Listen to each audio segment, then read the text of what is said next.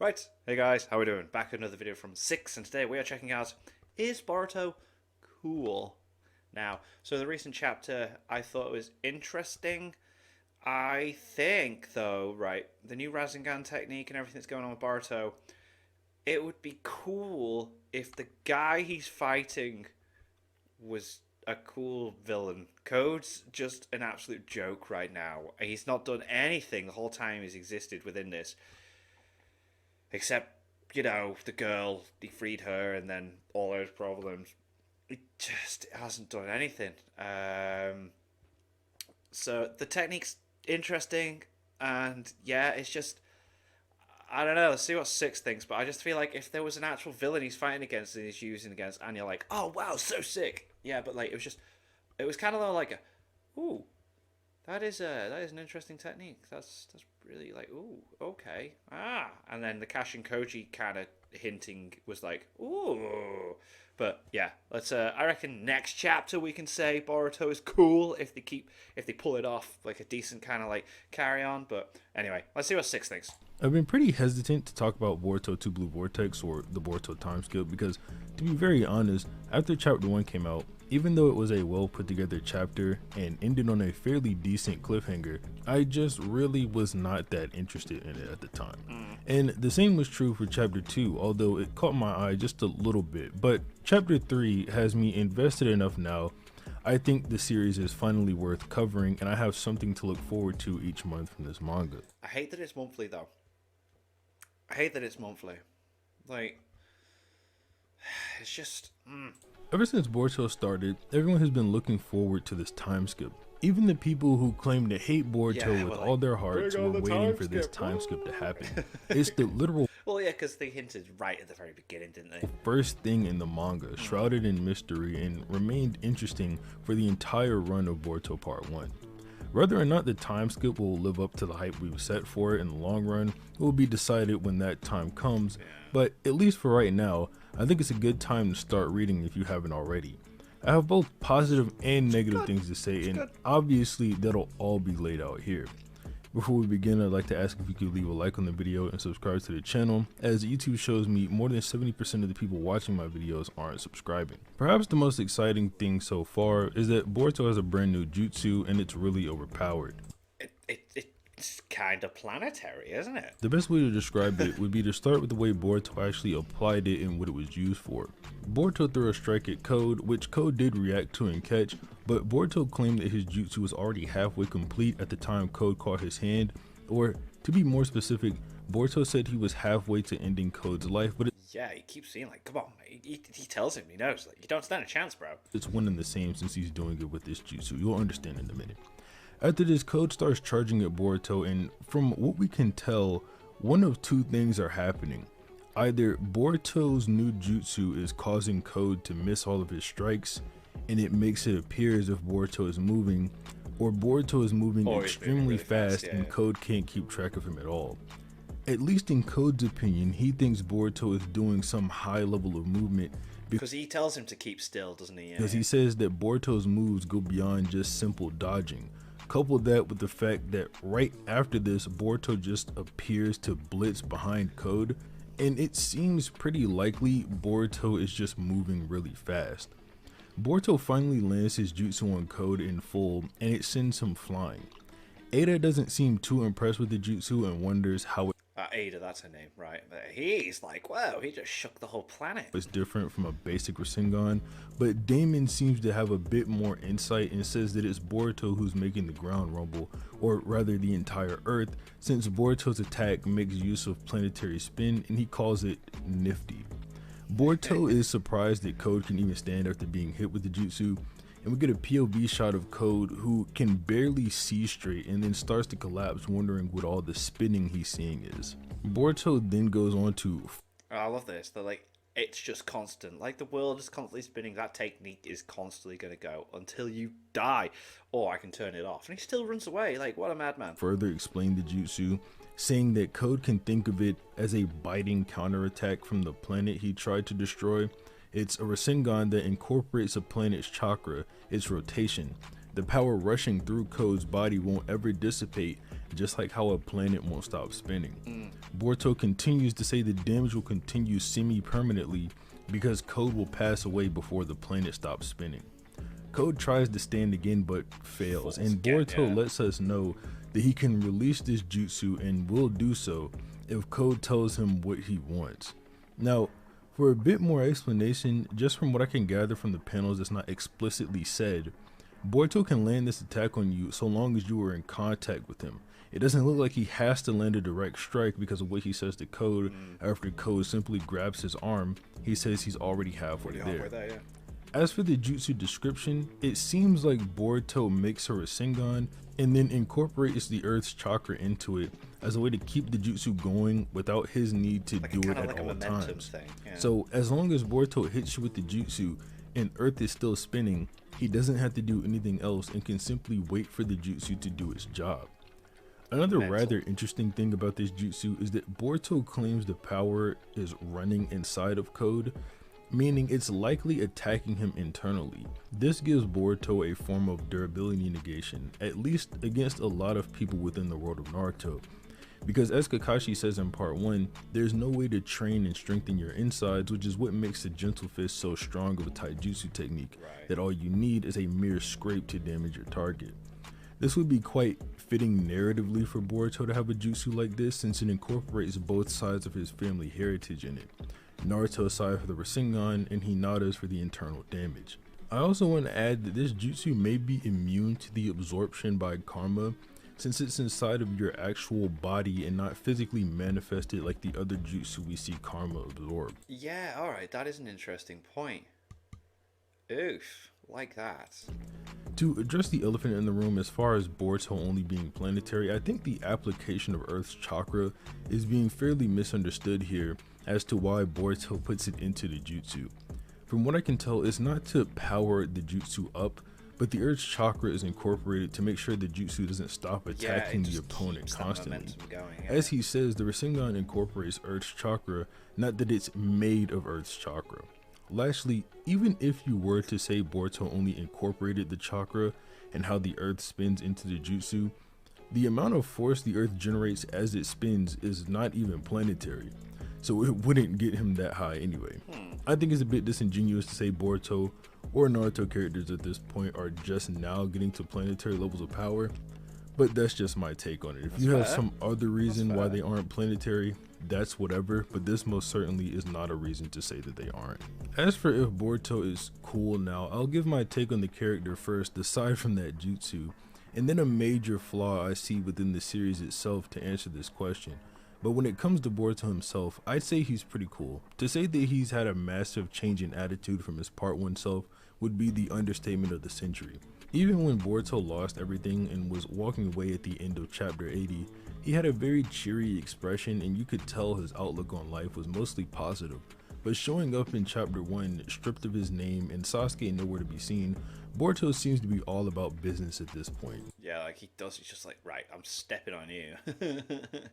He's not engaging in small talk with Sarada, just wanting to hurry up and deal with Code and or find Ten Tails. To be fair, Boruto could be on somewhat of a clock, as Sasuke's fate at this point essentially hangs in the balance and he may be trying to save him. A popular theory going around right now is that one of Code's claw grimes actually turned Sasuke into a mini tree the same way it did to Bug and some of the other random leaf villagers. And it's possible Boruto thinks the way to save Sasuke is to get rid of the Ten Tails, or aside from Boruto thinking it, that just may be the truth of the matter. It'd be a solid motivation for why Boruto is so down to business and has this gloomy look on his face most of the time, as since he's gotten back in all 3 chapters, we haven't seen him smile once. No, not at all. It's very straight-faced, to the point, just like, I just need to answers, not even please, just right now, now. Not even on the cover images he has. And looking back on it, he's not smiling in the flash forward we get during part 1 either. So Sasuke might have already passed away during the time skip. Whatever the case may be, this threat seems to be of more importance to Boruto than saving his dad, although that doesn't have to be a super pressing issue since Naruto won't pass away inside of the timeless dimension, he's just sitting there. I think it's also really nice that Kishimoto is able to make Boruto very serious and threatening without making him seem very edgy. As much as I do like yes, yes, you haven't got that kind of like make it all dark, gloomy, edgy kind of look, kind of stuff, and it's just literally just I'm a ninja here to fight you. Here's my technique.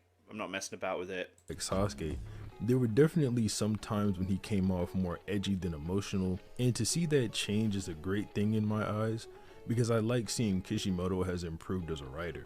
Boruto's best trait by far, though, is his strength and efficiency.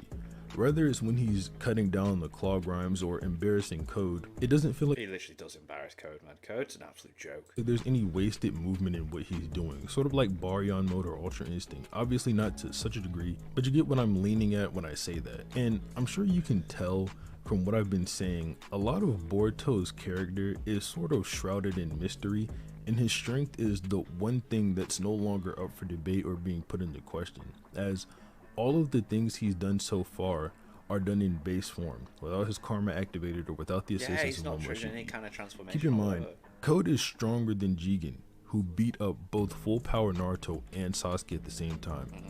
And Boruto is embarrassing that guy in his base form. Yeah. So yeah, I think Boruto, the character, is cool now. But for the manga as a whole, I think there's one thing holding it back. Okay. The one thing I think is holding back Boruto, and the only one major criticism that I have of Boruto, which I should mention, it's not like it's exclusive to Boruto's time skip manga either. It's an ongoing issue that we've had since part 1. That being Code's complete inability to be a compelling villain, or scratch compelling, Code's inability to be a good villain at Yeah, here we go. Like I said, like he just doesn't do anything. all. By no stretch of the imagination is Code making it in anyone's top 10 villain list at all. Ever. And that's reasonable. Kishimoto put together a villain that is still alive merely by resources alone, and I'll elaborate on that a little bit later. Code has no aura, no meaningful wins, no interesting philosophies He doesn't do anything. or ideologies. He's not super intelligent, and he doesn't even have a cool ability or transformation. So with this formula, you get a villain that doesn't even succeed on the most basic of shonen Yeah, levels. yeah. So what does Code have? He only has his resources and knowledge. Without them, he never would have made it this far. And on some level, you can say that's fair. After all, everyone survives due to resources and knowledge. Strength can be considered a resource in a lot of cases, and so can knowledge. But that's not exactly what I mean. Delta, Kashin Koji, Ishiki, Code, Amato, and Boro all made up the Kara Inners, and they obviously held the most intel in the group. That's only natural. Delta got dealt with by Amato, putting her to sleep. Kashin Koji got put out of the story by Ishiki. Ishiki got put out of the story by Kawaki. Boro got ended by Momoshiki, and Amato defected to Konoha. So that left Code as the last member of Kara, and due to this, Code had lots of burdens to take on from a story perspective, and most of them are things that could be considered written in for him only as the last remaining member of Kara. But we'll be generous here and take the little hints that Code actually was the strongest inner member and Ishiki's right hand man, like him being sent to guard the Ten Tails and his statement to Delta claiming he was stronger than her.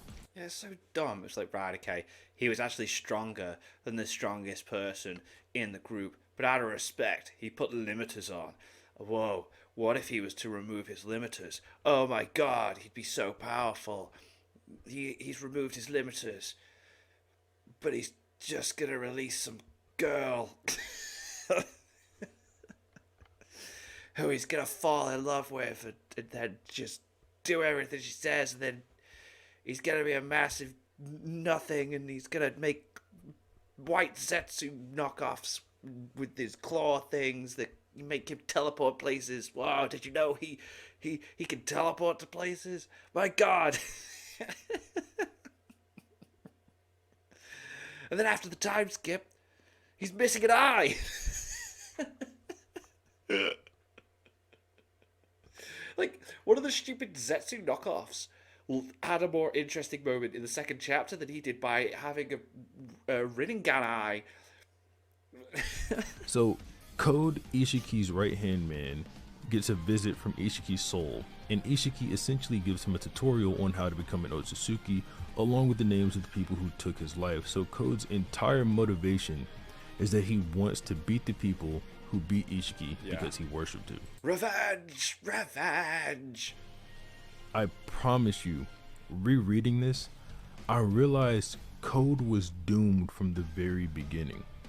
Avenging your master is a protagonist motivation, not one for an antagonist. Now, I know this isn't exactly what this is, but it's very similar. Think of other times someone wants to avenge their master or someone they look up to. Kabuto lost Orochimaru and just started being him.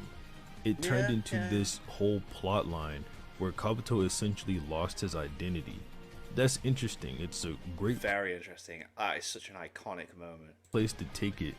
But being fair, identity issues is more Naruto's thing, not a thing in the Boruto series. And besides, Kishimoto had already done that before. But the point is, it's never about avenging with Kabuto. He lost his master and had to come up with a different way. He didn't seek out Sasuke for revenge. He merely wanted him for his Uchiha body, similar to Orochimaru. Talking about Code's losses is also important because he just has so many. Yeah, he does. This is great. He has so many. Just listen up. There we go. Code shows up to get Ada since she knows everything and says, well, if she doesn't listen to me, I'll just end her right here. And then rather than that happening, he gets snared in her jutsu. That's L number 1. Yep. Code then does get one win, and that's against a base Kid Kawaki, so it's not really meaningful. Like I said, he gets no meaningful W's. Code goes up against Boruto, and Boruto is losing. Then he starts matching him while not even going all out. Then Momoshiki comes out and embarrasses Code badly, so another L. Kawaki gets stronger and beats up Code, so Damon has to save him. Another L. Code comes in to torture Amato, and the new Delta comes out and kicks him so hard he spits up blood and brings out Ada to save him. Another L. Code gets Amato to remove his limiters and immediately has to fight Damon. Another L. Code leaves for 3 years and comes back with a scar, so he lost his left eye. Another L. Then, most recently, Code lost to Boruto's new jutsu, so another L. And this is all within the span of around 26 chapters. Granted, Boruto does have 40-page chapters, but still. I will say a potential W for Code is Sasuke's ambiguous fate as of now. Sasuke has not been mentioned in the last 3 chapters, or at least not presently mentioned, so it's possible that Code may have gotten some of his revenge by taking out Sasuke sometime in the past, and I'll elaborate more on this in a bit, but for now, how does a villain lose this much and we expect him to be threatening in any way? I think this is all on purpose, and once Code is out of his resources, he can be safely removed from the story. I think and let me elaborate on what I mean by that. Because of his resources, Code is the only one who could bring Ada and Damon into the story. And due to Ada's motivations, she decides to team up with Code, so Code gains some fairly powerful allies there. After that, Code survives against Kawaki because of Damon. He survives against Delta and Shikamaru because of Ada. He survives against Damon because of Bug, and he survives against Boruto because of his claw grimes. But now he's lost Ada, Damon, and Bug, and he's allegedly drained 10 tails of his chakra. So he now has no real way of getting stronger, since he can't beat Boruto or Kawaki to get a God Tree fruit. It's also hinted at by Boruto that Code may eventually lose control over his claw grimes as well. So once Code has lost this final asset, he can finally be gone from the story. Please. And I think that's coming really soon. Please. Any other narrative importance Code may have had is now voided to him. He can't get revenge on Naruto, and without a power-up, he has no hope of taking on the other people he wants to take down. And like I said, he's fresh out of ways to power up. The last thing Code could hope to get at this point is becoming the Ten Tails Jinchuriki with the small amount of claw grimes he has left. I will say that since Kishimoto in the past has written pretty great villains, I think what he's doing with Code is very much so on Like a purpose. setup. I don't think it's a coincidence that every time Code has an upper hand, his enemies become just that much stronger. Code has an upper hand on Kawaki, enter Momoshiki. He gets the upper hand again, bring out Damon. He gets it again, 3-year time skip, and now Boruto is stronger. I mean, it's pretty obvious what's going on, even a blind man could see it. My interests currently lie in whether or not Kishimoto takes it to a place where Code is even more dangerous in the future, or stops it here and Code will live and die a failure.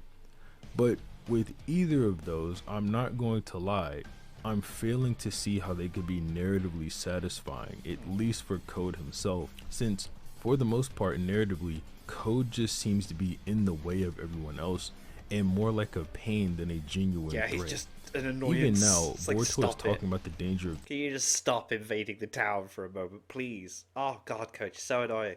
Here, have this jutsu. You ran away, you idiot. That's gonna slowly kill you. What are you gonna do now? What are you gonna do now? Ugh. Ten Tails and says ending Code's life is just easy. We could get a situation where Code is better understood towards the end of his run in the manga, as obviously Boruto is still ongoing and Code isn't finished yet. But for now, I think he just holds back the series from being its best. So as for Boruto the character, yeah, I think he's cool now. But the series, it Still could be needs better. to work on it. Yeah, yeah. I'm glad that was all mentioned. You never know. Like with this, it would be quite interesting if Boruto accidentally messed up using that jutsu on Code, and like because it uses the planet. It's the planet's like kind of like working its way in that, and he's diffused with the Ten Tails. Would that be like a? Would that be because it's like part of the Earth's like thing? Do you reckon that could mingle in with it and do something? That would be an interesting one. But I don't know. Check out my Etsy shop. Buy my t-shirt. I love it. It's great. Buying this helps support the channel. Love it. Get it. Go. Links in the description. And thank you to my patrons. If you want to have your name at the end of every video I upload, a link is in the description to the Patreon page. $1 a month is all I ask, but it's greatly appreciated. Thank you guys for that. Thank you all for watching. What do you guys think of that? Do you guys think of this? Click like, subscribe, and really leave comments below. Let me know what I should watch and discuss in future videos. I'll see you guys later, guys. Next time. Bye.